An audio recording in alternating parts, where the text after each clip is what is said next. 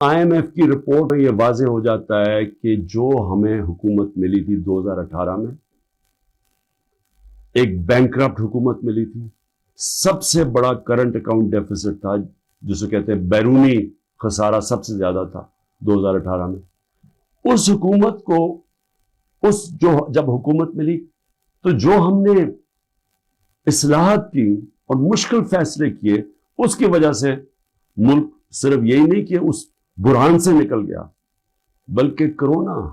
I am F بھی اب کہتا ہے کہ جو کرونا کا جس طرح ہم نے اس کا سامنا کیا، اتنے بڑے چیلنج کا، ایک وبا جو ایک صدی میں ایک دفعہ آتی ہے، اس کا جس طرح ہم نے چیلنج کیا، وہ تعریف کرتے ہیں اس کی کہ جس طرح ہم نے ملک کو ایک کرائسس سے نکالا۔ اور پھر وہ یہ بھی کہتے ہیں کہ ہمیں مسئلے کیا ہے، جس کو کہتے ہیں کموڈٹی سپر سائیکل۔ تیل کی قیمتیں اونچی چلی گئیں، کرونا کے بعد ایک ساری انرجی کی قیمتیں اوپر چلی گئیں، ساری دنیا میں چلی گئی، تو اس کا ہمیں ایک دم جو ہم صحیح طرح جا رہے تھے اس کا ہمیں پریشر آیا۔ پریشر کیا آیا کہ ایک دم ہمارے جو ڈالرز ہیں وہ زیادہ باہر جانے پڑے، کیونکہ ہماری جو امپورٹس تھی وہ بڑھ گئی، تو جو ہم بیلنس کر رہے تھے اپنی اکانومی، اس میں مشکل آئے۔ اور ہم نے کیا کیا، ہم نے اپنے لوگوں کو مہنگائی سے بچانے کے لیے، کیونکہ تیل کی قیمت بہت اوپر چلی گئی تھی، ساتھ پھر یوکرین کی جنگ کا جیسی خطرہ شروع ہوا تو تیل اوپر جانا شروع ہو گیا، تو ہم نے تیل کی قیمت نیچے رکھی، پٹرول اور ڈیزل کی قیمت نیچے رکھی۔ تو اس کا وہ کہتے ہیں کہ ہاں انہوں نے سبسڈی زیادہ دے دی اپنے لوگوں کو بچانے کے لیے مہنگائی سے، لیکن انہوں نے ساتھ ساتھ یہ بھی تعریف کی کہ ہم نے جو قدم اٹھائے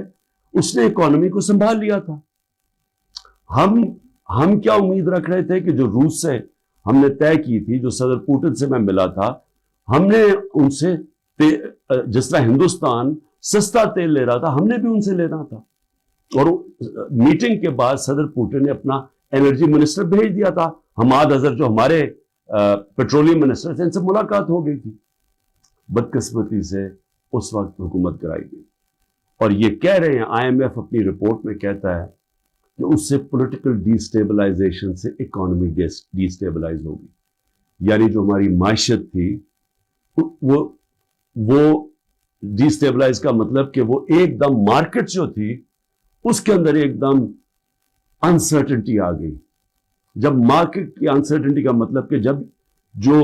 ٹریڈرز ہوتے ہیں، جو مارکیٹ ہوتی ہے، اس کو جب یقین نہیں ہوتا کہ اب کیا ہوگا، تو یہی میں نے جنرل باجوہ کو میں نے بھی بتایا اور شوکت ترین فائنانس منسٹر کو بھیجا، ان کو بھی کہا کہ ان کو بتاؤ کہ اس وقت نہ ڈی سٹیبلائز کرنا، ان سے سنبھالی نہیں جائے گی۔ اور وہی آئی ایم ایف لگتا ہے کہ ان سے سنبھالی نہیں گئی، ان کو سٹیپس نہیں تھے، انہوں نے غلط پالیسیز بنائی، ان کی پالیسی سے اور زیادہ معاشی حالات بگڑتے گئے۔ اور وہی آئی ایم ایف لکھتا ہے کہ پاکستان کے لیے پچھلے 14 مہینے بڑے تکلیف دہ گزرے۔ تو یہ تو میں کہہ رہا تھا تب سے، اور یہ میں بڑی دیر سے لگا ہوا تھا کہنے کہ یہ جو بھی یہ رجیم چینج کیا، جو سازش کی گئی، اس کی قیمت پاکستانی قوم نے اٹھائی، تکلیف تو اب لوگوں کو ہو رہی ہے۔